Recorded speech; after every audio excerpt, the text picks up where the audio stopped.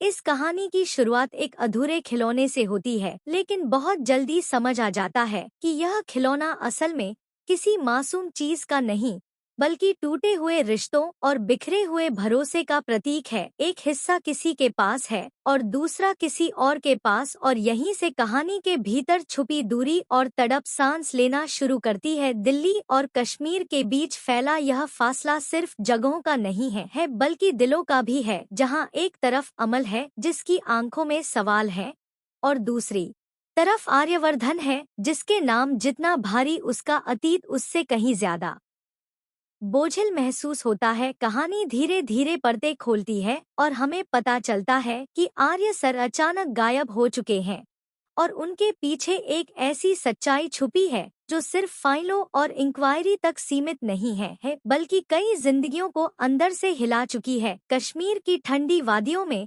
तलाश सिर्फ एक इंसान की नहीं हो रही, बल्कि उस एहसान की भी है जो कभी बिना शर्त दिया गया था। अमल का जिद करना कि वह भी इस खोज का हिस्सा बनेगी सिर्फ जिद नहीं लगता, बल्कि एक कर्ज चुकाने की कोशिश लगता है। लेकिन घर के अंदर माहौल भारी है। पिता की बीमारी, माँ की चिंता और हर तरफ डर कि कहीं एक और अपना न छूट जाए। जब अमल को रोका जाता है तो उसकी खामोशी में विद्रोह साफ सुनाई देता है। यहाँ दर्द ऊंची आवाज में नहीं, बल्कि दबे हुए शब्दों में बहता है, और यही दर्द कहानी को और गहरा बना देता है। फिर आते हैं वो पल जहाँ समझ और गलतफहमी आमने सामने खड़ी होती हैं।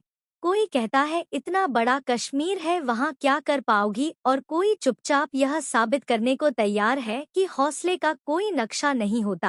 आर्य सर की यादें हर किरदार के फैसले में सांस लेती हैं, जैसे उन्होंने हमेशा आगे बढ़कर साथ दिया था, वैसे ही अब कोई और उनके लिए आगे बढ़ना चाहता है। और यही कहानी धोखे और उम्मीद के बीच झूलती है, जब आखिर में एक आवाज यह कहती है कि जो लोग अपने आराम को भूलकर दूसरों के लिए खड़े होते हैं वो खास होते हैं।